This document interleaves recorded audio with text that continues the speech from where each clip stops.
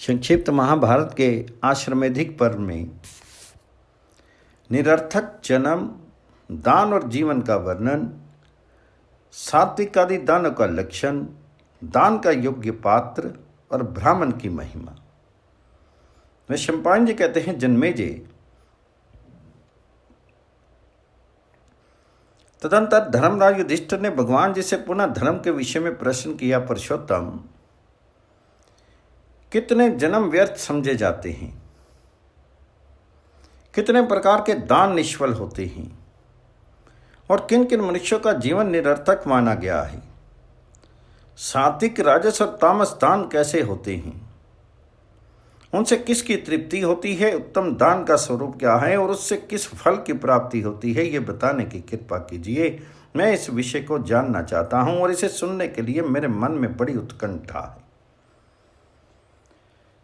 भगवान जी ने कहा, राजन, मैं तुम्हें न्याय के अनुसार यथार्थ एवं उत्तम उपदेश सुनाता हूं, ध्यान देकर सुनो।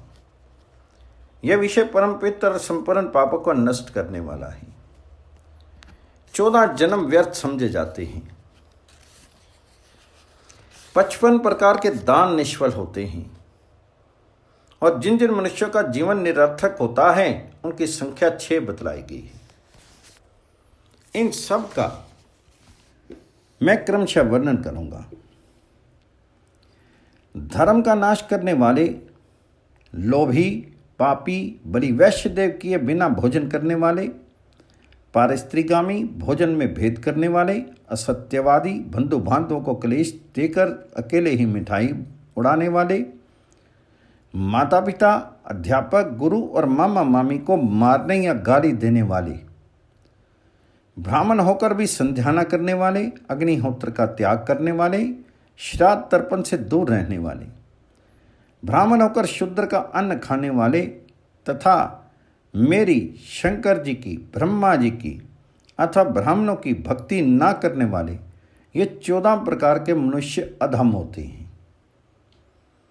इन्हीं पापियों को जन्म को व्यर्थ समझना चाहिए। जो दान अश्रद्धा या अपमान के साथ दिया जाता है, जिसे दिखावे के लिए दिया जाता है, जो पाखंडी को प्राप्त हुआ है, जिसे शूद्र के समान आचरण वाले पुरुष ने ग्रहण किया है, जिसे देकर अपने ही मुंह से बारंबार बखान किया गया है, जिसे रोषपूर्वक दिया गया है तथा जिसको देकर पीछे से उसके पीछे शोक प्रकट किया गया है, जो दंभ से उपार्जित अन्न का, झूठ बोलकर लाए हुए अन्न का, ब्राह्मण के धन का, चोरी करके लाए हुए द्रव्य का तथा कलंकी पुरुष के घर में से लाए हुए धन का दान किया गया है, जो पतित ब्राह्मण को दिया गया है, जिसे दान की वस्तु को वेद विहीन पुरुषों ने, सबके यहाँ याचना करने वालों ने, संस्कारहीन पतितों ने तथा एक बार संन्यास लेकर फिर गृहस्थ आश्रम में प्रवेश करने वाले पुरुषों ने ग्रहण किया है, जो दान वैश्यागामी को और ससुराल में रहकर गुजारा करने वाले ब्राह्मण को दिया गया है, समूचे गांव से याचना करने वाले, कृतघन, उपपातकी, वेद बेचने वाले, राज सेवक, ज्योतिषी, तांत्रिक, शूद्र जाति के स्त्री के साथ संबंध रखने वाले, अस्त्र शस्त्र से जीविका चलाने वाले, नौकरी करने वाले, सांप पकड़ने वाले, प्रोक्ति करने वाले, वैद्य, खनिये का काम करने वाले, शूद्र मंत्र जप कर जीविका चलाने वाले, शूद्र के यहाँ गुजारा करने वाले, वेतन लेकर मंदिर में पूजा करने वाले, देवोत्तर संपत्ति को खा जाने वाले, तस्वीर बनाने का काम करने वाले, रंगभूमि में नाच कूद कर जीविका चलाने वाले, मांस बेचकर जीवन निर्वाह करने वाले, सेवा का काम करने वाले, ब्राह्मणोचित आचार से हीन होकर भी अपने को ब्राह्मण बताने वाले, उपदेश देने की शक्ति से रहित, व्याजखोर, अनाचारी, अग्निहोत्र न करने वाले, संध्या उपासना से अलग रहने वाले, शूद्र के गांव में निवास करने वाले, झूठे ही महात्माओं के से वेश धारण करने वाले, सबके साथ और सब कुछ खाने वाले, नास्तिक, धर्म विक्रेता, नीच वृत्ति वाले, झूठी गवाही देने वाले तथा कूटनीति का आश्रय लेकर गांव के लोगों में लड़ाई झगड़ा कराने वाले ब्राह्मण को जो दान दिया जाता है वह सब निष्फल होता है। उपयुक्त ब्राह्मणों को दिए हुए दान बहुत हों तो भी राख में डाली हुई घी की आहुति की भांति व्यर्थ हो जाते हैं। उन्हें दिए हुए दान का जो कुछ फल होने वाला होता है उसे राक्षस और पिशाच प्रसन्नता के साथ लूट के ले जाते हैं। युधिष्ठिर, अब जिन जिन मनुष्यों का जीवन व्यर्थ है उसका परिचय दे रहा हूं, सुनो। जो लोग मेरी, भगवान शंकर जी की तथा भूमंडल के देवता ब्राह्मणों की शरण नहीं लेते उनका जीवन व्यर्थ है। जिनकी कोरे तर्क शास्त्र में ही आसक्ति है, जो नास्तिक पथ का अवलंबन करते हैं, जिन्होंने आचार त्याग दिया है तथा जो देवताओं की निंदा करते हैं, उनका भी जीवन भी व्यर्थ ही है। जो नराधम नास्तिकों के शास्त्र पढ़कर ब्राह्मण और यज्ञों की निंदा करते हैं, वे व्यर्थ ही जीवन धारण करते हैं। जो मूढ़ दुर्गा, स्वामी कार्तिकेय, वायु, अग्नि, जल, सूर्य, माता पिता, गुरु, इंद्र तथा चंद्रमा की निंदा करते और आचार का पालन नहीं करते, वे भी निरर्थक ही जीवन व्यतीत करते हैं। जो धन होने पर भी दान और धर्म नहीं करता तथा दूसरों को न देकर अकेले ही मिठाई उड़ाया करता है, उसका जीवन भी निरर्थक ही है। इस प्रकार व्यर्थ जीवन की बात बताई गई। अब दान का समय बतलाता हूं। जो मनुष्य स्नान करके पवित्र होकर मन और इंद्रियों को प्रसन्न रखकर और श्रद्धा के साथ दान करता है, उसके फल को वह यौवन अवस्था में भोगता है। जो स्वयं देने योग्य वस्तु ले जाकर भक्तिपूर्वक सत्पात्र को दान करता है, उसको मरण पर्यंत हर समय उस दान का फल प्राप्त होता है। दान और उसका फल सात्विक, राजस और तामस भेद से तीन प्रकार का होता है और उसकी गति भी 3 प्रकार की होती है। इस विषय का वर्णन करता हूं, सुनो। दान देना कर्तव्य है ऐसा समझकर अपना उपकार ना करने वाले ब्राह्मण को जो दान दिया जाता है वह सात्विक है। जिसका कुटुंब बहुत बड़ा हो तथा जो दृढ़ और वेद का विद्वान हो, ऐसे ब्राह्मण को प्रसन्नता पूर्वक जो कुछ दिया जाता है वह भी सात्विक दान के अंतर्गत है। परंतु जो वेद का एक अक्षर भी नहीं जानता, जिसके घर में काफी संपत्ति मौजूद है तथा जो पहले कभी अपना उपकार कर चुका है, ऐसे ब्राह्मण को दिया हुआ दान राजस माना गया है। अपने संबंधी और परमादि को दिया हुआ, फल की इच्छा रखने वाले मनुष्यों के द्वारा दिया हुआ तथा अपात्र को दिया हुआ दान भी राजस ही है। जो ब्राह्मण बड़ी वैश्य देव नहीं करता, वेद का ज्ञान नहीं रखता तथा चोरी किया करता है, उसको दिया हुआ दान तामस है। क्रोध, तिरस्कार, क्लेश, अवहेलना पूर्वक तथा सेवा को दिया हुआ दान भी तामस ही बतलाया गया है। सात्विक दान को देवता, पितर, मुनि और अग्नि ग्रहण करते हैं तथा उससे इन्हें बड़ा संतोष होता है। राजस्थान दानव, दैत्य, ग्रह, यक्ष और राक्षसों के उपभोग में आता है तथा तामसदान पापी और मलिन कर्म करने वाले प्रेत एवं पिशाचों को प्राप्त होता है। अब त्रिविध गति का वर्णन सुनो। सात्विक दान का फल उत्तम, राजस्थान का मध्यम और तामसदान का फल अधम होता है। दान के उत्तम पात्र अग्निहोत्री ब्राह्मण को जो दान दिया जाता है वे अक्षय बतलाया गया है। अतः जो वेद के विद्वान होते हुए दरिद्र हों, उनके भरण पोषण का तुम स्वयं प्रबंध करो और संपत्तिशाली द्विजों की रक्षा करते रहो। दानहीन दरिद्र ब्राह्मणों को दान देकर उनकी भली भांति पूजा करो। दाता का पाप दान के साथ ही दान लेने वाले के पास चला जाता है और उसका पुण्य दाता को प्राप्त हो जाता है। अतः परलोक में अपने हित चाहने वाले पुरुष को सदा दान करते रहना चाहिए। जो वेद विद्या पढ़कर अत्यंत शुद्ध आचार विचार से रहते हों और शूद्रों का अन्न कभी नहीं ग्रहण करते हों, ऐसे विद्वानों को प्रयत्न पूर्वक बड़े बड़े दानों का भंडार बनाना चाहिए। पांडुनंदन, जिनकी स्त्रियां अपने पति के भोजन से बचे हुए अन्न को हजारों गुना लाभ समझकर उसके मिलने की प्रतीक्षा किया करती हैं, ऐसे ब्राह्मणों को तुम भोजन के लिए निमंत्रित करना। दरिद्र कुल के ब्राह्मण को निमंत्रित करके उन्हें निराश नहीं लौटाना, अन्यथा उसकी आशा मारी जाएगी। जो मेरे भक्त हों, मेरी शरण में हों, मेरा पूजन करते हों और नियम पूर्वक मुझ में ही लगे रहते हों, उनका यत्न पूर्वक पूजन करना चाहिए। युधिष्ठिर, अपने उन भक्तों को पवित्र करने के लिए मैं प्रतिदिन दोनों समय की संध्या में व्याप्त रहता हूँ। मेरा ये नियम कभी खंडित नहीं होता। इसलिए मेरे निष्पाप भक्तजनों को चाहिए कि वे आत्मशुद्धि के लिए संध्या के समय निरंतर अष्टाक्षर मंत्र ओम नमो नारायणाय का जप करते रहें। संध्या और अष्टाक्षर मंत्र का जप करने से दूसरे ब्राह्मणों के भी पाप नष्ट हो जाते हैं। अतः चित्त शुद्धि के लिए प्रत्येक ब्राह्मण को दोनों काल की संध्या करनी चाहिए। जो ब्राह्मण इस प्रकार संध्या, उपासना और जप करता है उसे देव कार्य और श्राद्ध में नियुक्त करना चाहिए। उसकी निंदा कदापि नहीं करनी चाहिए, क्योंकि निंदा करने पर ब्राह्मण उस श्राद्ध को उसी प्रकार नष्ट कर देता है जैसे आग ईंधन को जला डालती है। धर्म के जानने वाले पुरुष को यज्ञ में ब्राह्मणों की परीक्षा नहीं करनी चाहिए, क्योंकि ऐसा करने से यजमान की बड़ी निंदा होती है। ब्राह्मणों की निंदा करने वाला मनुष्य कुत्ते की योनि में जन्म लेता है, उस पर दोष आरोपण करने से गधा होता है और उसका तिरस्कार तथा उसके साथ द्वेष करने से वह कीड़े की योनि में जन्म पाता है।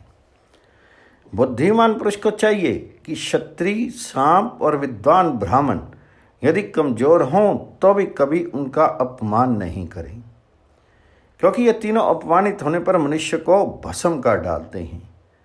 ब्राह्मण जन्म से ही धर्म की सनातन मूर्ति है। वह धर्म के लिए ही उत्पन्न हुआ है और मुक्ति का उसका जन्म सिद्ध अधिकार है। ब्राह्मण अपना ही खाता और अपना ही पहनता है, दूसरे मनुष्य ब्राह्मण की दया से ही भोजन पाते हैं। अतः ब्राह्मणों का कभी अपमान नहीं करना चाहिए, क्योंकि वे सदा ही मुझ में भक्ति रखने वाले होते हैं। जो ब्राह्मण बृहद आरण्यक उपनिषद में वर्णित मेरे गूढ़ और निष्कल स्वरूप का ज्ञान रखते हैं, उनका यत्न पूर्वक पूजन करना। घर पर रहो या विदेश में, मेरे भक्त ब्राह्मणों की निरंतर श्रद्धा के साथ पूजा करते रहना। ब्राह्मण के समान कोई देवता, ब्राह्मण के समान गुरु, ब्राह्मण से बढ़कर बंधु और ब्राह्मण से बढ़कर कोई निधि नहीं है। कोई तीर्थ और पुण्य भी ब्राह्मण से श्रेष्ठ नहीं है।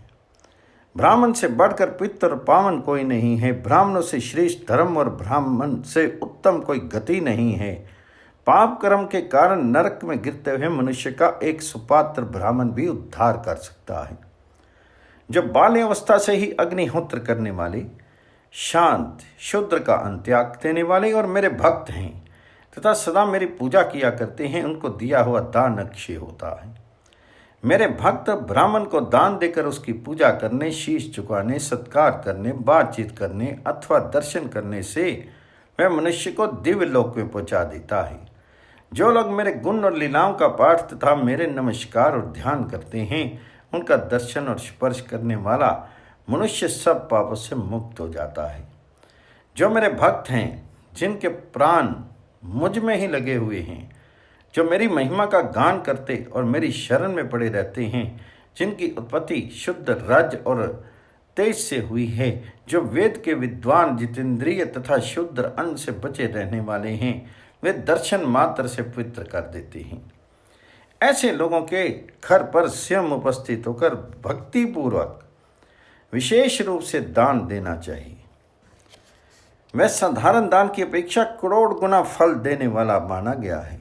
जागते तथा सोते समय, परदेश में या घर रहते समय, जिस ब्राह्मण के हृदय से उसकी भक्ति भावना के कारण मैं कभी दूर नहीं होता, वह पूजन, दर्शन, स्पर्श अथवा संभाषण करने मात्र से मनुष्य को पवित्र कर देता है। इस प्रकार सब अवस्थाओं में मेरे भक्तों के दिए हुए सब प्रकार के दान स्वर्ग मार्ग पर दान करने वाले होते हैं। संक्षिप्त महाभारत के आश्रमेधिक पर्व में बीज और योनि की शुद्धि तथा गायत्री जप और ब्राह्मणों की महिमा का वर्णन वैशंपायन जी कहते हैं, राजन, इस प्रकार सात्विक, राजस और तामस दान उसकी भिन्न भिन्न गति और पृथक पृथक फल का वर्णन सुनकर धर्मपरायण युधिष्ठिर का चित्त बहुत प्रसन्न हुआ। इस परम पवित्र धर्म रूपी अमृत का पान करने से उन्हें तृप्ति नहीं हुई। अतः पुनः भगवान श्री कृष्ण से बोले, जगदीश्वर, मुझे बीज और योनि से शुद्ध पुरुषों के लक्षण बताइए। बीज दोष से कैसे मनुष्य उत्पन्न होते हैं, इसे बताने के साथ ही ब्राह्मणों के उत्तम, मध्यम आदि विशेष भेद और उनके गुण दोषों का भी विवेचन कीजिए। मैं आपका भक्त हूँ, इसलिए मेरी पूछी हुई सारी बातें बताने की कृपा कीजिए। तब भगवान जी ने कहा, राजन, बीज और योनि की शुद्धि अशुद्धि का यथावत वर्णन सुनो।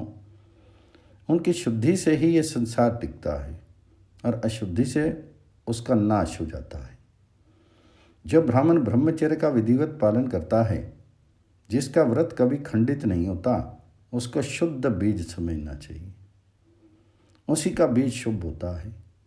इसी प्रकार जो कन्या पिता और माता की दृष्टि से उत्तम कुल में उत्पन्न हो, जिसकी योनि दूषित ना हुई हो और ब्रह्म आदि उत्तम विवाहों की विधि से व्याई गई हो, वह उत्तम मानी गई है।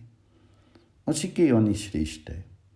जो स्त्री मन, वाणी और क्रिया से पर पुरुष के साथ संग करती है, उसकी योनि गर्भाधान के योग्य नहीं होती। जो पापात्मा पुरुष संतान की इच्छा से व्याभिचारिणी स्त्री को स्वीकार करता है, वे अपनी 10 पीढ़ी पहले की पूर्वजों और 10 पीढ़ी बाद के संतानों को नरक में डाल देता है। जो मूर्ख मोहवश दूषित योनि में तेज की स्थापना करता है, उसके तेज से उत्पन्न हुआ ब्राह्मण 6 अंगों का विद्वान ही क्यों ना हो, साधु पुरुषों को उचित है कि उसका चंडाल के समान बहिष्कार कर दें। जो स्त्री मन, वाणी और क्रिया से व्यभिचार करती है, उसका कुल घात नहीं समझना चाहिए। उसके पेट से पैदा हुआ बालक चंडाल के समान होता है। दूषित योनि से उत्पन्न हुए मनुष्य यज्ञ, दान, भोजन, वार्तालाप, शयन और संबंध आदि में सम्मिलित करने योग्य नहीं होते। बिना व्यायी कन्या से उत्पन्न, विवाह के समय गर्भवती कन्या से उत्पन्न, पति की जीवित अवस्था में व्यभिचार से उत्पन्न, पति के मर जाने पर परपुरुष से उत्पन्न, सन्यासी के तेज से उत्पन्न तथा पतित मनुष्य से उत्पन्न, ये 6 प्रकार के ब्राह्मण चंडाल होते हैं। इनको चंडाल से भी नीच समझना चाहिए। जो जहाँ तहाँ जिस किसी स्त्री से तथा शूद्र जाति की स्त्री से भी संग कर लेता है, वह पापात्मा शिक्षाचारी कहलाता है। उसका बीज शुभ होता है। उसका अशुद्ध बीज किसी शुद्ध योनि वाली स्त्री के योग्य नहीं होता। उसके संपर्क से कुत्ते के चाटे हुए हविष्य की तरह शुद्ध योनि भी दूषित हो जाती है। ब्राह्मण का तेज जब शूद्रा स्त्री के योनि में पड़ता है तो हाहाकार कर उठता है और दुखी होकर कहता है कि हाय, मैं विष्टा के गड्ढे में पड़ गया। मुझे इस अधोगति में डालने वाला ये काम मोहित पापात्मा स्वयं भी शीघ्र ही अधोगति को प्राप्त हो। इस तरह शाप देकर वह तेज गिरता है। तेज को आत्मा बताया गया है। ये सबसे श्रेष्ठ देवता है, इसलिए सब प्रकार का प्रयत्न करके अपने तेज की रक्षा करनी चाहिए। मनुष्य ब्रह्मचर्य के पालन से आयु, तेज, बल, वीर्य, बुद्धि, लक्ष्मी, महान यश, पुण्य और मेरे प्रेम को प्राप्त करता है। जो गृहस्थ आश्रम में स्थित होकर अखंड ब्रह्मचर्य का पालन करते हुए पंचयज्ञ के अनुष्ठानों में तत्पर रहते हैं, वे पृथ्वी तल पर धर्म की स्थापना करते हैं। जो प्रतिदिन सवेरे और शाम को विधिवत संध्या उपासना करते हैं, वे वेदमयी नौका का सहारा लेकर इस संसार समुद्र से स्वयं भी तर जाते हैं और दूसरों को भी तार देते हैं। जो ब्राह्मण सबको पितृ बनाने वाली वेद माता गायत्री का जप करता है, वह समुद्र पर्यंत पृथ्वी का दान लेने पर भी प्रतिग्रह के दोष से दुखी नहीं होता तथा सूर्य आदि ग्रहों में से जो उसके लिए अशुभ स्थान में रहकर अनिष्ट कारक होते हैं वह भी गायत्री जप के प्रभाव से शांत, शुभ और कल्याणकारी हो जाते हैं। जहाँ कहीं क्रूर कर्म करने वाले भयंकर पिशाच रहते हैं वहाँ जाने पर भी वे उस ब्राह्मण का अनिष्ट नहीं कर सकते। वैदिक व्रतों का आचरण करने वाले पुरुष पृथ्वी पर दूसरे को पितृ करने वाले होते हैं। प्रजापति मनु का कहना है कि शील, स्वाध्याय, दान, शौच, कोमलता और सरलता ये सद्गुण ब्राह्मण के लिए वेद से भी बढ़ के हैं। जो ब्राह्मण भूर्भुव स्व इन व्याहुतियों के साथ गायत्री का जाप करता, वेद के स्वाध्याय में संलग्न रहता और अपनी ही स्त्री से प्रेम करता है, वही जितेंद्रिय, वही विद्वान और वही इस भूमंडल का देवता है। जो श्रेष्ठ ब्राह्मण प्रतिदिन संध्या उपासना करते हैं वे निस्संदेह ब्रह्मलोक को प्राप्त होते हैं। केवल गायत्री मंत्र जानने वाला ब्राह्मण भी यदि नियम से रहता हो तो वह श्रेष्ठ है, किंतु जो चारों वेदों का विद्वान होने पर भी सबका अन्न खाता, सब कुछ बेचता और नियमों का पालन नहीं करता वह उत्तम नहीं माना जाता।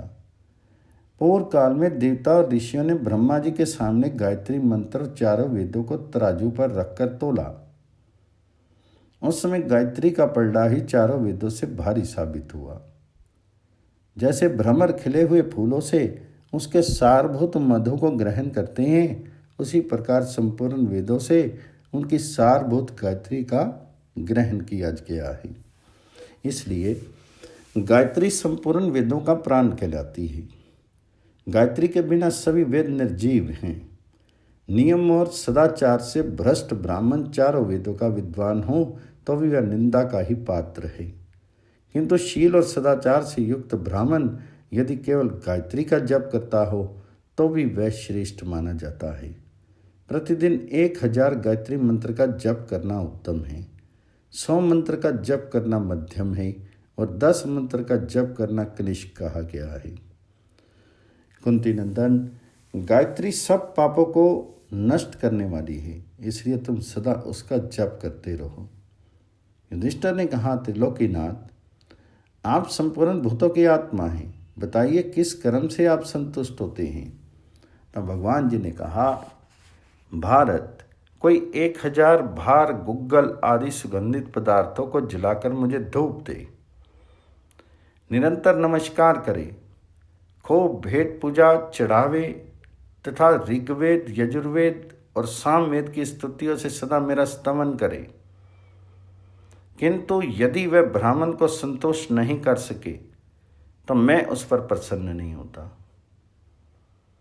इसमें संदेह नहीं कि ब्राह्मण की पूजा से सदा मेरी भी पूजा हो जाती है और ब्राह्मण को कटु वचन सुनाने से मैं ही उस कटु वचन का लक्ष्य बनता हूँ।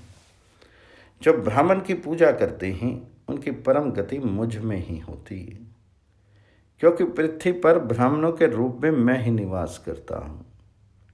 जो बुद्धिमान मुझ में मन लगाकर ब्राह्मणों की पूजा करता है उनको मैं अपना स्वरूप ही समझता हूँ।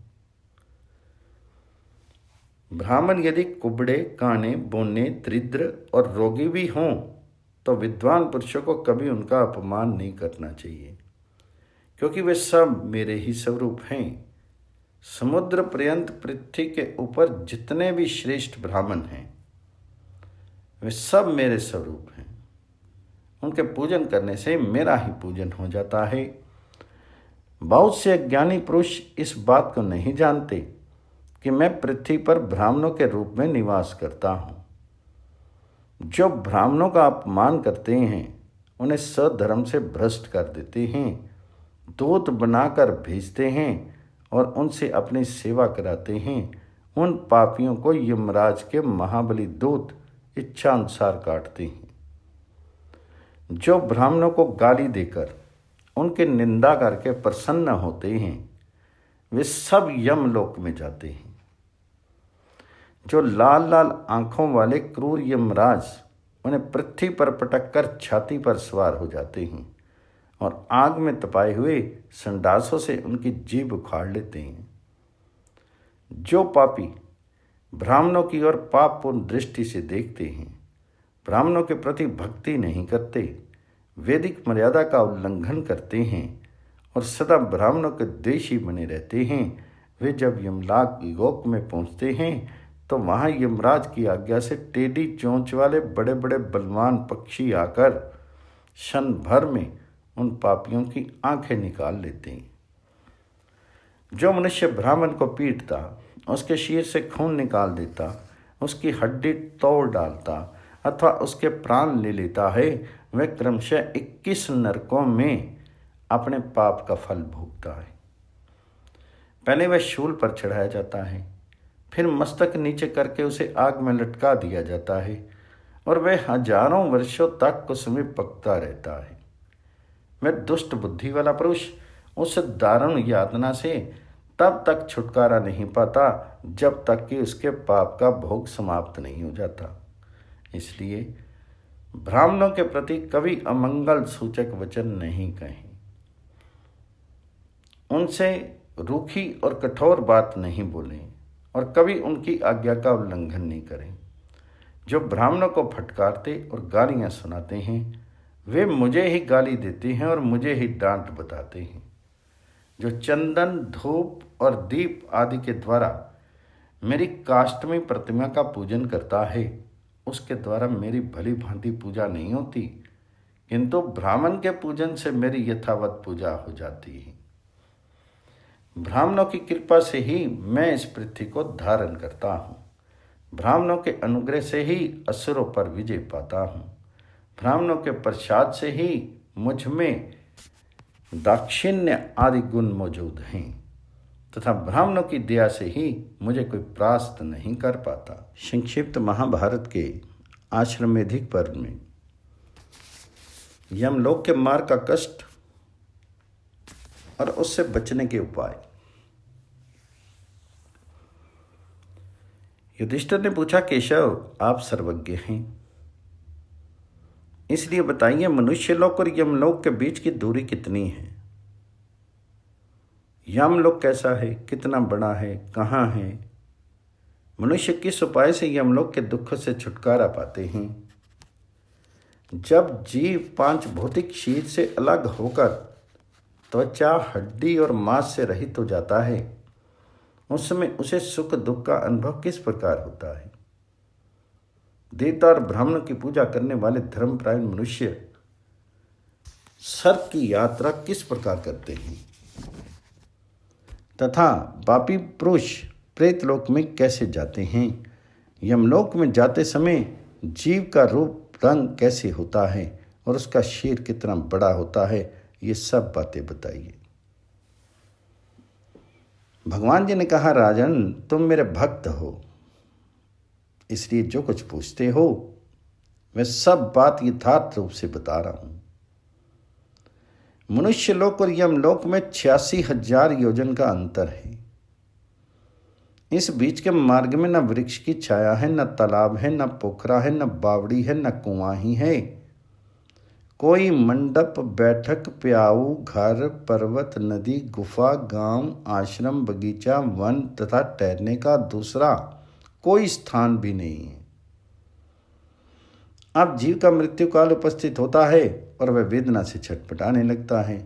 उस समय कारण तत्व शरीर का त्याग कर देते हैं, प्राण कंठ तक आ जाते हैं और वायु के वश में पड़े हुए जीव को बरबस इस शरीर से निकालना पड़ता है। 6 कोशों वाले शरीर से निकलकर वायु रूपधारी जीव एक दूसरे अदृश्य शरीर में प्रवेश करता है। उस शरीर के रूप, रंग और माप भी पहले शरीर के ही समान होते हैं। उसमें प्रविष्ट होने पर भी जीव को कोई देख नहीं पाता। देहधारियों का अंतरात्मा जीव 8 अंगों से युक्त होकर यमलोक की यात्रा करता है। वह काटने, टुकड़े टुकड़े करने, जलाने अथवा मारने से नष्ट नहीं होता। यमराज की आज्ञा से नाना प्रकार के भयंकर रूप धारण करके अत्यंत क्रोधी और दुर्दश यमदूत प्रचंड हथियार लिए आते हैं और जीव को जबरदस्ती पकड़कर ले जाते हैं। उस समय जीव स्त्री पुत्र आदि के स्नेह बंधन में आबद्ध होकर विवश सा हो जाता है। जब वह जाने लगता है तो उसके किए हुए पाप पुण्य उसके पीछे पीछे जाते हैं और उसके बंधु बांधव दुख से पीड़ित होकर करुणाजनक स्वर में विलाप करने लगते हैं। उस समय जीव सबकी ओर से निरपेक्ष हो जाता है। निरपेक्ष होकर बंधु बांधवों को छोड़कर चल देता है। माता पिता भाई मामा स्त्री पुत्र और मित्र रोते रह जाते हैं। उनका साथ छूट जाता है। उनके नेत्र और मुख आंसुओं से भीगे होते हैं। उनकी दशा बड़ी दयनीय हो जाती है। फिर भी वह जीव उन्हें दिखाई नहीं पड़ता। वह अपना शरीर छोड़कर बाह्य रूप से उस मार्ग की ओर चल देता है जो अंधकार से भरा होता है और जिसका कहीं पार नहीं दिखाई देता। वह पथ बड़ा भयंकर होता है। उस पर चलने वाले पापियों को अंत तक दुख ही दुख उठाना पड़ता है। पापाचारियों के लिए वह बड़ा ही दुस्तर और दुर्गम मार्ग है। माँ किसी सहाय का मिलना बड़ा कठिन होता है। जिसका काल आ जाता है उस मनुष्य को बंधु बांधव भोग सामग्री और धन वैभव सब कुछ छोड़कर अवश्य उस पाप मार्ग पर जाना पड़ता है। स्थावर और जंगम सभी प्राणी एक दिन यमलोक के पथिक होते हैं।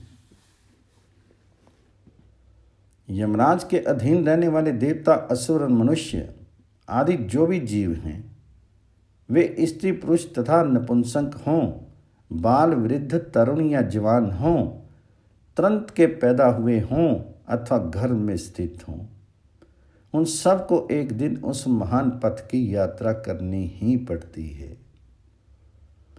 पूर्वाह्न हो या प्रहान, संध्या का समय हो या रात्रि का, आधी रात हो या सवेरा, वहाँ की यात्रा सदा खुली ही रहती है। कोई परदेश में हो, जंगल में हो, पर्वत पर रहते हों, जल थल आकाश या घर के भीतर मौजूद हों, खाते या पीते हों, बैठे हों खड़े हो या बिछौनों पर पड़े हों, जागते हों अथवा सोगे हों, हर जगह और हर अवस्था में उस महामार्ग की ओर प्रस्थान करना ही पड़ता है। यमलोक के पथ पर कहीं डरकर, कहीं पागल होकर, कहीं ठोकर खाकर, कहीं वेदना से आर्त होकर रोते चिल्लाते हुए चलना पड़ता है। यमदूतों की डांट सुनकर जीव दिग्न हो जाते हैं और भय से विहल होकर थर थर कांपने लगते हैं। दूतों की मार खाकर शरीर में बेतरफ पीड़ा होती है तो भी उनकी फटकार सुनते हुए आगे बढ़ना पड़ता है। जिन मनुष्यों ने दान नहीं किया है उन्हें कांटे बिछाए हुए और तपी हुई बालू तथा धूल से भरे हुए मार्ग पर जलते पांव से चलना पड़ता है। धर्महीन पुरुषों को काठ, पत्थर, छिला, डंडे, जलती लकड़ी, चाबुक और अंकुश की मार खाते हुए यमपुरी को जाना पड़ता है। जो दूसरे जीवों की हत्या करते हैं उन्हें इतनी पीड़ा दी जाती है कि वे छटपटाने, कराने और जोर जोर से चिल्लाने लगते हैं और उसी स्थिति में उन्हें गिरते पड़ते चलना पड़ता है। उनमें से किसी के हाथ पैर और जंघे तोड़ दिए जाते हैं, किसी का गला मरोड़ दिया जाता है, किसी के कान, नाक और होंठ काट लिए जाते हैं और उनके ऊपर शक्ति, भिंदीपाल, शंकु, तोमर, बाण और त्रिशूल की मार पड़ती रहती है। कुत्ते, भाग, भेड़िए और कौवे उनके चारों ओर से नोचते रहते हैं। मांस काटने वाले राक्षस भी उन्हें पीड़ा पहुंचाते हैं। जो लोग मांस खाते हैं उन्हें उस मार्ग में भैंसें, मृग, सूअर और चितकबरे, हरण चोट पहुंचाते और उनके मांस काटकर खाया करते हैं। जो पापी बालकों की हत्या करते हैं उन्हें सुई के समान तीखे डंक वाली मक्खियाँ चारों ओर से काटती रहती हैं। जो लोग अपने ऊपर विश्वास करने वाले स्वामी, मित्र अथवा स्त्री की हत्या करते हैं उन्हें यमपुर के मार्ग पर यमदूत हथियारों से छेदते रहते हैं। जो दूसरे जीवों को भक्षण करते या उन्हें दुख पहुंचाते हैं उनको कुत्ते और राक्षस काट खाते हैं। जो दूसरों के कपड़े, पलंग और बिछौने चुराते हैं उन्हें यमदूत पिशाचों की तरह नंगे करके भगाते हुए ले जाते हैं। जो दुरात्मा और पापाचारी मनुष्य बलपूर्वक दूसरों की गौ, अनाज, सोना, खेत और गृह आदि को हड़प लेते हैं, वे यमलोक में जाते समय यमदूतों के हाथ से पत्थर, जलती हुई लकड़ी, डंडे, काठ और कटीदार शस्त्रों की मार खाते हैं तथा उनके समस्त अंगों में घाव हो जाता है। जो मनुष्य नरक का भय न मानकर ब्राह्मणों का धन छीन लेते हैं, उन्हें गालियां सुनाते हैं और सदा मार बैठते हैं, वे जब यमपुर के मार्ग में जाते हैं उस समय यमदूत इस तरह जकड़कर बांधते हैं कि उनका गला सूख जाता है, उनकी जीभ, आंख और नाक काट ली जाती है, उनके शरीर पर दुर्गंधित पीप और रक्त डाला जाता है, गीदड़ उनके मांस नोच नोच कर खाते हैं और क्रोध में भरे हुए भयानक चंडाल उन्हें चारों ओर से पीड़ा पहुंचाते रहते हैं। यमलोक में पहुंचने पर भी उन पापियों को जीते जी विष्टा के कुएं में डाल दिया जाता है और वहां वे करोड़ों वर्षों तक पीड़ा सहते हुए कष्ट भोगते रहते हैं। तदंतर समय के अनुसार नरक यातना से छुटकारा पाने पर वे इस लोक में 100 करोड़ जन्मों तक विष्टा के कीड़े होते हैं।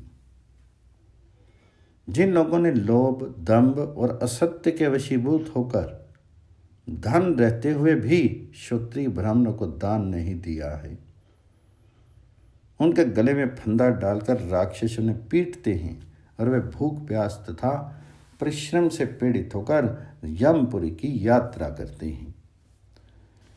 दान ना करने वाले जीवों के कंठ, मुंह और तालु भूख प्यास के मारे सूखे रहते हैं तथा वे यमदूतों से बारंबार अन्न और जल मांगा करते हैं।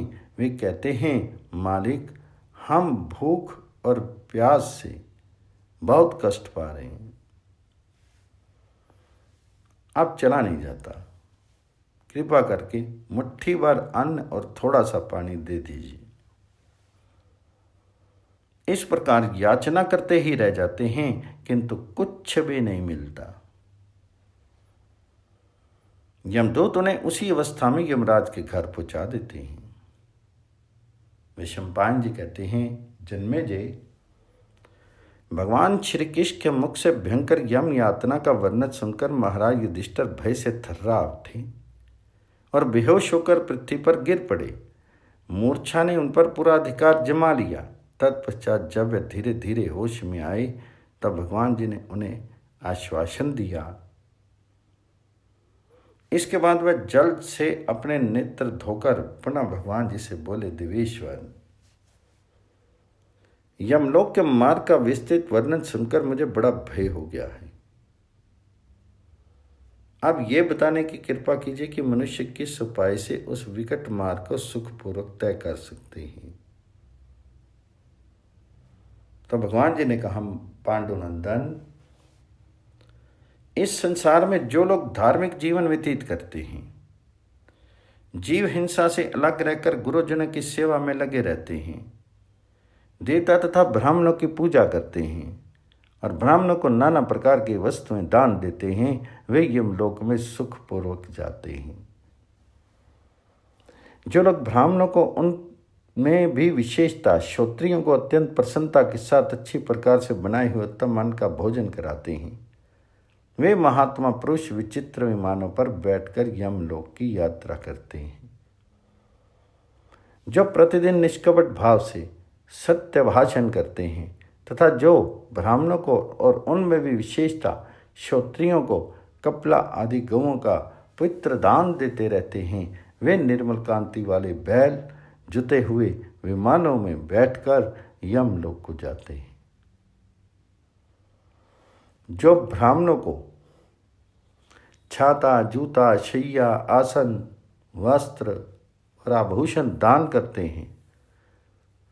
वे सोने के छत्र लगाए उत्तम गहनों से सज धज कर घोड़े, बैल अथवा हाथी की सवारी से धर्मराज के सुंदर नगर में प्रवेश करते हैं।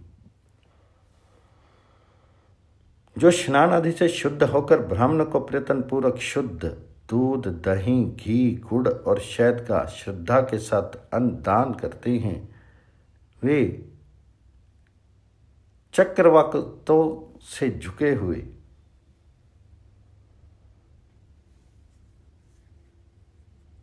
स्वर्ण में विमानों पर बैठकर यमलोक की यात्रा करते हैं। उस समय गंधर्वगण उनके साथ रहकर भांति भांति के बाजे बजाते हुए उनका मनोरंजन करते हैं, जो सुगंधित फूल और फल का दान करते हैं। वे हंस युक्त विमानों के द्वारा धर्मराज के नगर में जाते हैं। जो ब्राह्मणों को घी में तैयार किए हुए भांति भांति के पकवान दान करते हैं, वे वायु के समान वेग वाले सफेद विमानों पर बैठकर यमपुर की यात्रा करते हैं। जो समस्त प्राणियों को जीवन देने वाले जल का दान करते हैं, वे अत्यंत तृप्त होकर हंस जुते हुए विमानों द्वारा सुखपूर्वक धर्मराज के नगर में जाते हैं। जो लोग शांत स्वभाव से युक्त होकर क्षत्रिय ब्राह्मण को तिल अथवा तिल की गौ या गौ घृत की गौ का दान करते हैं, वे सूर्यमंडल के समान तेजस्वी विमानों द्वारा गंधर्वों के गीत सुनते हुए यमराज में के नगर में जाते हैं। जिन्होंने इस लोक में बावड़ी, कुएं, तालाब, पोखरियां और जल से भरे हुए जलाशय बनवाए हैं, वे चंद्रमा के समान उज्जवल और दिव्य घंटानाद से नादित विमानों पर बैठकर यमलोक में जाते हैं। उस समय में वे महात्मा नित्य तृप्त और महान कांतिमान दिखाई देते हैं। अथवा दिव्य लोक के पुरुष उन्हें ताड़ के पंखे और चवर झुलाया करते हैं। जिन्होंने यहाँ अत्यंत विचित्र, विस्तृत, मनोहर, सुंदर और दर्शनीय देव मंदिर बनवाए, वे सफेद बादलों के समान कांतिमान एवं हवा के समान वेगवान वाले विमानों पर यमलोक की यात्रा करते हैं और वहां जाने पर वे यमराज को सुखी एवं प्रसन्न देखते हैं तथा उनके द्वारा सम्मानित होकर देवलोक के निवासी होते हैं। जो लोग देवताओं के उद्देश्य से प्याऊ बनवाकर वहां गढ़ुए के द्वारा प्यासे मनुष्य को ठंडे जल का दान किया करते हैं, वे उस संसार मार्ग पर अत्यंत तृप्त होकर सुख के साथ यात्रा करते हैं। खड़ाऊ और जल दान करने वाले मनुष्यों को उस मार्ग में सुख मिलता है। वे उत्तम रथ पर बैठकर सोने के पीढ़े पर पैर रखे हुए यात्रा करते हैं। जो लोग बड़े बड़े बगीचे बनवाते, उनसे वृक्षों के पौधे रोपते हैं तथा शांतिपूर्वक जल से सींचकर उन्हें फल फूलों से शोभित करके बढ़ाया करते हैं, वे दिव्य वाहनों पर सवार होकर आभूषणों को सज धज कर वृक्षों की अत्यंत रमणीय एवं शीतल छाया में होकर दिव्य पुरुषों द्वारा सम्मान पाते हुए यमलोक में जाते हैं। जो ब्राह्मणों को घोड़े, बैल अथवा हाथी की सवारी दान करते हैं तथा जो लोग उन्हें सोना, चांदी, मूंगा और मोती प्रदान करते हैं, वे सोने के विमानों पर बैठकर धर्मराज के नगर में जाते हैं। भूमि दान करने वाले लोग समस्त कामनाओं से तृप्त होकर बैल जुते हुए सूर्य के समान तेजस्वी विमानों के द्वारा उस लोक की यात्रा करते हैं। जो श्रेष्ठ ब्राह्मणों की अत्यंत भक्तिपूर्वक सुगंधित पदार्थ तथा पुष्प प्रदान करते हैं, वे सुगंधपूर्ण सुंदर वेश धारण करके उत्तम कांति से दीप्यमान होकर सुंदर हार पहने हुए विचित्र विमानों पर बैठकर धर्मराज के नगर में जाते हैं। दीपदान करने वाले पुरुष सूर्य के समान तेजस्वी विमानों से 10 दिशाओं को दैदीप्यमान करते हुए साक्षात अग्नि के समान कांतिमान स्वरूप से यात्रा करते हैं। जो घर एवं आश्रम आश्रय स्थान का दान करने वाले हैं वे सोने के चबूतरों से युक्त और प्रातःकालीन सूर्य के समान कांति वाले ग्रहों के साथ धर्मराज के नगर में प्रवेश करते हैं। जो ब्राह्मणों को पैरों में लगाने के लिए उपटन, सिर पर मलने के लिए तेल और धोने के लिए जल और पानी के लिए शरबत देते हैं, वे घोड़ों पर सवार होकर यमलोक की यात्रा करते हैं। जो रास्ते के थके मंदे दुर्बल ब्राह्मणों को ठहरने की जगह देकर उन्हें आराम पहुंचाते हैं, वे चक्रवाक से जुते हुए विमान पर बैठकर यात्रा करते हैं। जो घर पर आए हुए ब्राह्मणों को स्वागत पूर्वक आसन देकर उनकी विधिवत पूजा करते हैं, वे उस मार्ग पर बड़े आनंद के साथ जाते हैं। जो मनुष्य मेरा दर्शन करके नमो ब्रह्मण्य देवाय कहकर मुझे प्रणाम करते हैं और सदा व्रतधारी पुरुष के समान अपने मन और इंद्रियों पर संयम रखते हैं, वे सुख के साथ धर्मराज के स्थान को जाते हैं। जो प्रतिदिन नमः सर्व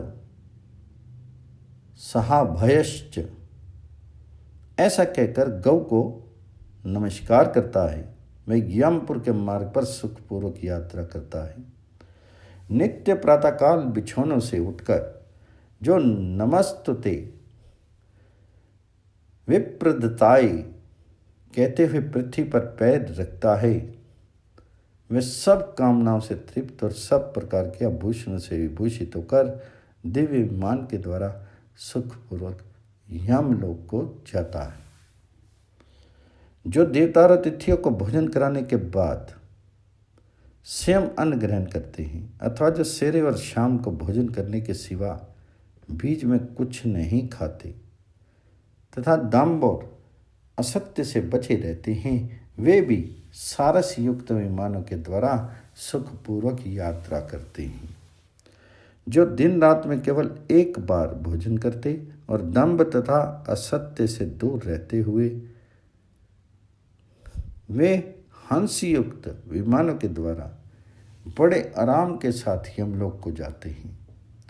जो जितेंद्रिय होकर केवल चौथे वक्त अन्न ग्रहण करता है अर्थात एक दिन उपवास करके दूसरे दिन शाम को भोजन करते हैं,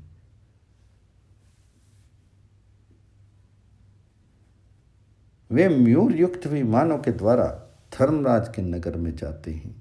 जो मेरे भक्त होकर इंद्रियों को वश में करके तीर्थों में भ्रमण करते हैं, वे महात्मा भी बड़े आनंद के साथ विमानों के द्वारा उस मार्ग को तय करते हैं जो श्रेष्ठ द्विज अधिक दक्षिणा वाले यज्ञ का अनुष्ठान करते हैं। वे हंस और सारसों से युक्त विमानों के द्वारा उस मार्ग पर जाते हैं जो दूसरों को कष्ट पहुँचाए बिना ही अपने कुटुंब का पालन करते हैं। वे स्वर्ण में विमानों के द्वारा यात्रा करते हैं। जो स्वर्ण तो संपूर्ण प्राणियों पर समान दृष्टि रखते, जीवों को अभयदान देते, क्रोध और लोभ से रहित होते तथा इंद्रियों को अपने वश में किए रहते हैं, वे महान कांतिमान तथा देवता और गंधर्वों से सेवित हुए पूर्ण चंद्रमा के समान उज्जवल विमानों द्वारा यमराज के लोक में जाते हैं। जो प्रतिदिन भगवान जी की पूजा स्तुति और नमस्कार करते हैं, जो सूर्य के समान तेजस्वी विमानों के द्वारा धर्मराज के नगर में जाते हैं, वहाँ धर्मराज स्वयं सुंदर फूलों की माला पहनाकर उनकी पूजा करते हैं। संक्षिप्त महाभारत के आश्वमेधिक पर्व में जलदान, अन्नदान और अतिथि सत्कार का महत्व है। वैशंपायन जी कहते हैं, जन्मे जी, यमपुर के मार्ग का वर्णन तथा वहाँ जीवों के सुखपूर्वक जाने का उपाय सुनकर राजा युधिष्ठिर मन ही मन बहुत प्रसन्न हुए और भगवान श्री कृष्ण से बोले, देव देवेश्वर, आप संपूर्ण दैत्यों का वध करने वाले हैं। ऋषियों का समुदाय सदा आपकी ही स्तुति करते हैं। आप षड ऐश्वर्य से युक्त, भावबंधन से मुक्ति देने वाले, श्री संपन्न और हजारों सूर्यों के समान तेजस्वी हैं। आप इसे सबकी उत्पत्ति हुई है। आप धर्म के ज्ञाता और संपूर्ण धर्मों के प्रवर्तक हैं। शांत स्वरूप अच्युत, मुझे सब प्रकार के दानों का फल बतलाइए। दान किस प्रकार और कैसे ब्राह्मण को देना चाहिए तथा किस तरह के तप का अनुष्ठान करके कहाँ उसका फल भोगा जाता है। तो श्री कृष्ण ने कहा, राजन, ध्यान देकर सुनो। सब प्रकार के दानों का फल परम पवित्र, उत्तम और पापों का नाश करने वाला है। यदि एक दिन भी गाय की प्यास बुझाने भर का जल, जो स्वयं ही जमीन खुदवा कर पैदा किया गया हो, दान किया जाए तो उससे 7 पीढ़ी तक के पूर्वजों का उद्धार हो जाता है। संसार में जल को प्राणियों का जीवन माना गया है। उसके दान से जीवों की तृप्ति होती है। जल के गुण दिव्य हैं और वे परलोक में भी लाभ पहुँचाने वाले हैं। यमलोक में पुष्पोद की नाम वाली परम पवित्र नदी है। वह जल दान करने वाले पुरुषों की संपूर्ण कामनाएं पूर्ण करती हैं। उसका जल ठंडा होता है और वह ठंडे जल का दान करने वाले लोगों को सदा सुख पहुंचाता है। प्यासे मनुष्य की प्यास अन्न से नहीं बुझती, इसलिए समझदार मनुष्य को चाहिए कि वह प्यासे को सदा पानी पिलाया करे। सब प्राणी जल से पैदा होते और जल से ही जीवन धारण करते हैं, इसलिए जल दान सब दानों से बढ़ के माना गया है। सब प्रकार के दान, जप और यज्ञ से जो उत्तम फल प्राप्त होता है, वे सब केवल जल के दान से मिल जाता है। इसमें तनिक भी संदेह की बात नहीं है। जो लोग ब्राह्मणों को सुपक्व अन्न दान करते हैं, वे मानो प्राण दान करते हैं। तेज, बल, रूप, सत्य, वीर्य, धृति, द्युति, ज्ञान, मेधा और आयु, इन सब का आधार अन्न नहीं है। प्राण, अपान, व्यान, उदान और समान, ये पांचों प्राण अन्न के ही आधार पर रहकर देहधारियों को धारण करते हैं। समस्त विद्यालय और पितृ बनाने वाले संपूर्ण यज्ञ अन्न से ही चलते हैं, इसलिए अन्न सबसे श्रेष्ठ माना गया है। रुद्र आदि संपूर्ण देवता, पितर और अग्नि अन्न से ही संतुष्ट होते हैं। प्रजापति ने प्रत्येक कल्प में अन्न से ही सारी प्रजा की सृष्टि की है, इसलिए अन्न से बढ़कर ना कोई दान हुआ है ना होगा। धर्म, अर्थ और काम का निर्वाह अन्न से ही होता है। अतः इस लोक या परलोक में अन्न से बढ़कर कोई दान नहीं है। यक्ष, राक्षस, ग्रह, नाग, भूत और दानव भी अन्न से ही संतुष्ट होते हैं, इसलिए अन्न का महत्व सबसे बढ़कर है। दूसरों का अन्न खाने वाला मनुष्य जो भी शुभ कर्म करता है, उसका 1 भाग तो करने वाले को मिलता है और 3 भाग अन्नदाता को हो जाता है। इसलिए ब्राह्मणों को विशेष रूप से अन्न देना चाहिए। जो मनुष्य दंभ और असत्य का परित्याग करके मुझ में परम भक्ति रखकर रसोई में भेद न करते हुए दरिद्र एवं क्षत्रिय ब्राह्मण को 1 वर्ष तक अन्न दान करता है, वह 1 लाख वर्ष तक बड़े सम्मान के साथ देवलोक में निवास करता है तथा वहाँ इच्छा के अनुसार रूप धारण करके यथेष्ट विचरता रहता है। फिर समय के अनुसार पुण्य क्षीण हो जाने पर जब वह स्वर्ग से नीचे उतरता है तब मनुष्य में ब्राह्मण होता है। जो 6 महीने या वार्षिक श्राद्ध पर्यंत प्रतिदिन ही पहली भिक्षा दरिद्र ब्राह्मण को देता है, उसे 1000 गौदान का पुण्य फल प्राप्त होता है। जो 1 वर्ष तक प्रतिदिन की अग्र भिक्षा को वस्त्र से ढककर याचना ना करने वाले ब्राह्मण के यहाँ स्वयं पंचा आता है, वह हजारों कपला गौओं के दान से मिलने वाले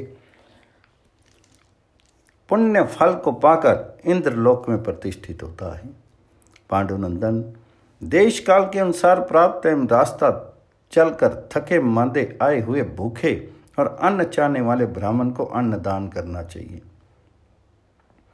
जो धन की आय होते हुए भी याचक को अन्न नहीं देता, वह लोभी मनुष्य कीड़ों से भरे हुए काल सूत्र नामक नरक में गिरता है। लोभ और मोह के कारण विवेक को खो बैठने वाला वह पापी पुरुष उस घोर नरक में 10,000 वर्षों तक वेदना से कर्राता हुआ क्लेश भोगता रहता है। फिर दीर्घ काल के पश्चात उस नरक से छुटकारा पाने पर वह मृत्यु लोक में चंडालों के यहाँ जन्म लेता है और अत्यंत दरिद्र होता है। जो दूर का रास्ता तय करने के कारण दुर्बल तथा भूख प्यास और परिश्रम से थका मंदा हो, जिसके पैर बड़ी कठिनता से आगे बढ़ते हों तथा जो बहुत पीड़ित हो रहा हो, ऐसे ब्राह्मण अन्नदाता का पता पूछता हुआ धूल भरे पैरों से यदि घर पर आकर अन्न की याचना करे तो यत्न पूर्वक उसकी पूजा करनी चाहिए, क्योंकि वह अतिथि स्वर्ग का सोपान होता है। उसके संतुष्ट होने पर संपूर्ण देवता संतुष्ट हो जाते हैं। अतिथि की पूजा करने से अग्निदेव को जितनी प्रसन्नता होती है उतनी हविष्य से होम करने और फूल तथा चंदन चढ़ाने से भी नहीं होती। श्रेष्ठ पुष्कर तीर्थ में विधि पूर्वक कपिला गौ का दान करने से भी उस फल की प्राप्ति नहीं होती जो ब्राह्मण को भोजन कराने से मिलती है। ब्राह्मण के चरणोदक से भीगी हुई यह पृथ्वी जब तक कायम रहती है तब तक अन्नदाता के पितर कमल के पत्ते से जल पीते हैं। देवता के ऊपर चढ़ी हुई पत्र पुष्प आदि पूजन सामग्री को हटाकर उस स्थान को साफ करना, ब्राह्मण के झूठे किए हुए बर्तन और स्थान को मांझ धो देना, थके हुए ब्राह्मण का पैर दबाना, उसके चरण धोना, उसे रहने के लिए घर, सोने के लिए शैया और बैठने के लिए आसन देना, इनमें से एक एक कार्य का महत्व गौदान से बढ़कर है। जो मनुष्य ब्राह्मणों को पैर धोने के लिए जल, पैर में लगाने के लिए घी, दीपक, अन्न और रहने के लिए घर देते हैं, वे कभी यमलोक में नहीं जाते। राजन, ब्राह्मण का आतिथ्य सत्कार तथा भक्तिपूर्वक उसकी सेवा करने से 300 देवताओं की सेवा हो जाती है। पहले का परिचित मनुष्य यदि घर पर आए तो उसे अभ्यागत कहते हैं और अपरिचित पुरुष अतिथि कहलाता है। द्विजों को इन दोनों की ही पूजा करनी चाहिए। यह पंचम वेद पुराण की श्रुति है। जो अतिथि के चरणों में तेल मलता, उसे भोजन कराता और पानी पिलाता है, उसके द्वारा मेरी ही पूजा हो जाती है। इसमें तनिक भी संदेह नहीं है। यह मनुष्य तुरंत सब पापों से छुटकारा पा जाता है और मेरी कृपा से चंद्रमा के समान उज्जवल विमान पर आरूढ़ होकर मेरे परम धाम को पधारता है। थका हुआ अभ्यागत जब घर पर आता है तो उसके पीछे पीछे समस्त देवता, पितर और अग्नि भी पदार्पण करते हैं। यदि उस अभ्यागत द्विज की पूजा हुई तो उसके साथ उन देवता आदि की भी पूजा हो जाती है और उसके निराश लौटने पर वे देवता, पितर आदि भी हताश होकर लौट जाते हैं। जिसके घर से अतिथि को निराश होकर लौटना पड़ता है, उसके पितर 15 वर्षों तक भोजन नहीं करते। वह लोभी मनुष्य देवताओं, पितरों और अग्नियों से परित्यक्त होकर 15 वर्ष तक रौरव नरक में पड़ा रहता है और वहां से छूटने पर संसार में जन्म लेकर उच्छिष्ट भोगी होता है। जो बलिवैश्य देव कर्म के समय घर पर आए हुए अतिथि की पूजा नहीं करता, वह तुरंत चंडाल हो जाता है। जो देश काल के अनुसार घर पर आए हुए ब्राह्मण को वहाँ से बाहर कर देता है, वह तत्काल पतित हो जाता है और मरने के बाद 1 करोड़ वर्षों तक घोर रौरव नरक में पकाया जाता है। इस समय के अनुसार जब उससे छुटकारा पाता है तो इस संसार में 12 जन्मों तक भूख प्यास का कष्ट भोगने वाला कुत्ता होता है। यदि देश काल के अनुसार अन्न की इच्छा से चंडाल भी अतिथि के रूप में आ जाए तो गृहस्थ पुरुष को सदा उसका सत्कार करना चाहिए। जो लोभ और मोहवश विचार शून्य होकर उसका सत्कार किया बिना ही भोजन कर लेता है, वह 10 जन्मों तक चंडाल होता है। जो अतिथि को निराश लौटाकर स्वयं भोजन करते समय अत्यंत हर्ष का अनुभव करता है, उसे इस बात का पता नहीं रहता कि मैं विष्टा के कुएं में पड़ने वाला हूं। जो अतिथि का सत्कार नहीं करता, उसका ऊनी वस्त्र ओढ़ना, अपने लिए रसोई बनवाना और भोजन करना सब कुछ व्यर्थ है। जो प्रतिदिन सांगोपांग वेदों का स्वाध्याय करता है किंतु अतिथि की पूजा नहीं करता, उस द्विज का जीवन व्यर्थ है। जो लोग पाक यज्ञ, पंचमहायज्ञ तथा सोम याग आदि के द्वारा यजन करते हैं परंतु घर पर आए हुए अतिथि का सत्कार नहीं करते, वे यश की इच्छा से जो कुछ दान या यज्ञ करते हैं वह सब व्यर्थ हो जाता है।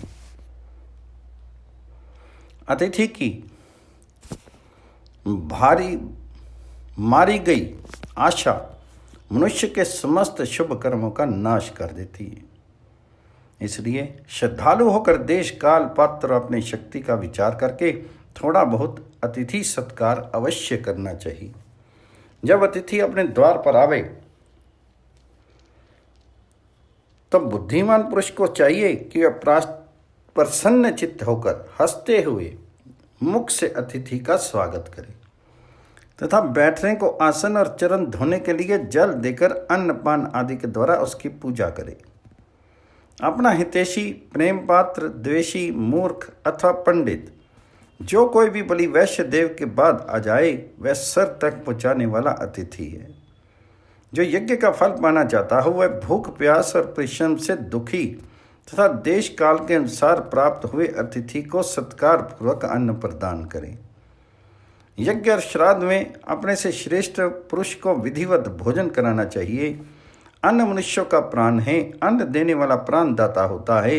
इसलिए कल्याण की इच्छा रखने वाले पुरुष को अन्नदान की विशेष चेष्टा रखनी चाहिए। जो मनुष्य धर्मपूर्वक धन का उपार्जन करके भोजन में भेद न रखते हुए 1 वर्ष तक सबका अतिथि सत्कार करता है उसके समस्त पाप नष्ट हो जाते हैं।